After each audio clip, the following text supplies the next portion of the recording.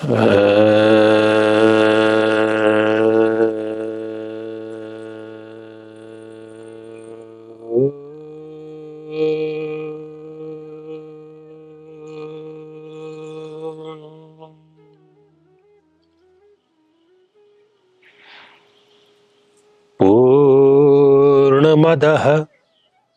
पूर्णमिदं पूर्णात् पूर्णमुदच्यते पूर्णस्य पूर्णमादाय पूर्णमेवावशिष्यते।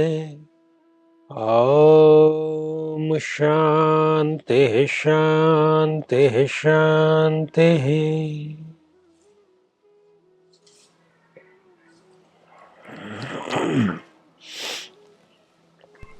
गुरुदेव प्रणाम। ज्ञान प्राप्ति के, परमात्मा की प्राप्ति के, परम तत्व को जानने के सभी अलग अलग मार्ग बताते हैं। हम आखिर किस मार्ग का चयन करें? हमारे लिए कौन सा मार्ग बना है, ये कैसे पता लगेगा? बहुत आसान है इसका निर्णय, बिल्कुल भी मुश्किल नहीं, और कलयुग में तो बिल्कुल भी मुश्किल नहीं है। देखिए, ज्ञान प्राप्ति के, मोक्ष की प्राप्ति के, भव सागर से तार होने के, चाहे जो भी हम इसको नाम दे दें, इसके मुख्य रूप से 3 मार्ग माने गए हैं। पहला जो मार्ग है उसको ज्ञान मार्ग कहा जाता है।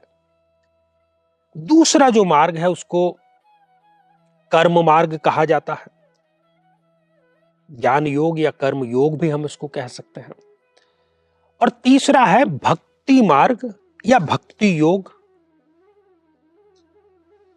अब रास्ते चाहे अलग अलग हों, लेकिन मंजिल सभी की एक ही होती है। लेकिन जितनी जल्दी हम ये तय कर लें कि हमें किस मार्ग से होते हुए मंजिल तक पहुंचना है, तो हमारा समय भी बचता है, व्यर्थ की झंझट जो है वो भी समाप्त होती है। सबसे पहला जो मार्ग है ज्ञान मार्ग, वो बुद्धिजीवियों का मार्ग है। अब यहां पर थोड़ा सा इसमें पेच है।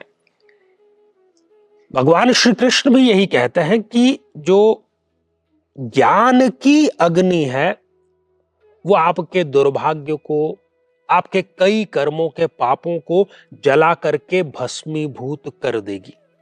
ज्ञान, नॉलेज की बात कर रहे हैं हम, इंफॉर्मेशन की नहीं। अभी आज के युग में क्या, हर एक व्यक्ति अपने साथ में एक मोबाइल फोन लेकर के चल रहा है। जैसे ही उसके मन में कोई प्रश्न आता है, वो सीधा उसमें सर्च करता है और उसको कई उसमें ऑप्शन उत्तर के रूप में मिल जाते हैं। तो इंफॉर्मेशन तो बहुत है, सूचनाएं तो बहुत हैं, लेकिन वो नॉलेज में परिणत नहीं हो पाती, वो विजडम में परिणत नहीं हो पाती। और जो ज्ञान मार्ग से मुक्ति की तलाश में है, उसके साथ में सबसे बड़ी समस्या यह है कि वो केवल अपने पास में सूचनाएं इकट्ठी करता जाता है। हम जितने भी बड़े बड़े विद्वान देखते हैं, जितने भी बड़े बड़े संत देखते हैं, बहुत प्रकांड पंडित हैं, तो उन्होंने पोथियों की पोथियां रटी हुई है, लेकिन वो आचरण में नहीं ला पाते।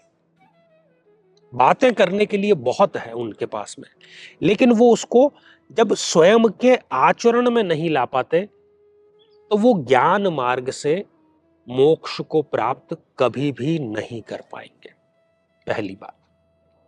दूसरा, अब आ जाइए कर्म मार्ग पर। कर्म हम सभी कर रहे हैं, और कर्म का जो सूत्र है, सही कर्म करने का जो सूत्र है, वो ये है कि आप केवल कर्म कीजिए और उसके फल से तनिक भी आसक्त नहीं होना है, लगाव नहीं रखना है। लेकिन यही जो है वो लोग नहीं कर पाते। जो लोग कर्मयोग में चलना चाहते हैं, उनके सामने यही चुनौती आ जाती है कि जैसे ही कर्म के लिए प्रवृत्त होते हैं, वैसे ही फल उनके सामने मंडराने लगता है। तो यहां पर भी ये मुश्किल खड़ी होगी। जब हम ज्ञान मार्ग की चर्चा करते हैं, तो ज्ञान मार्ग का क्षेत्र है मस्तिष्क। शरीर के स्तर पर यदि हम बात करें तो ज्ञान मार्ग में सबसे बड़ी भूमिका, सबसे बड़ा रोल मस्तिष्क का है। इंफॉर्मेशन, विजडम सब मस्तिष्क से है।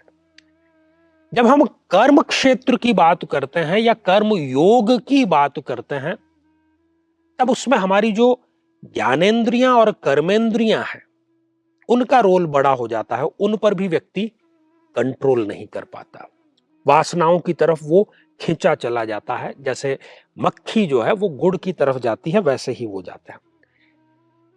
तो अब तीसरा मार्ग बचता है जो कि है भक्ति का मार्ग, जो है उपासना का मार्ग, जो कि गुरु के सानिध्य में किया जा सकता है।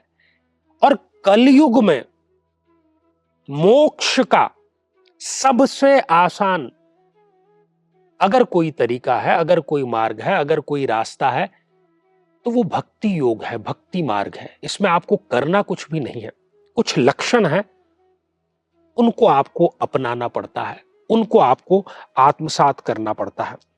और भक्ति जो है वो हृदय से होती है। तीनों मार्गों के मैंने शरीर में जो जो स्थल है, ज्ञान मार्ग का मस्तिष्क हो गया, कर्म मार्ग में हमारी जो इंद्रियां हैं वो हो गई, लेकिन भक्ति मार्ग में हमारे हृदय का, और कहा भी गया है कि हृदय में ही परमात्मा विराजमान है और निरंतर वो प्राण रूप में धड़कता रहता है, जिससे हम संचालित होते हैं।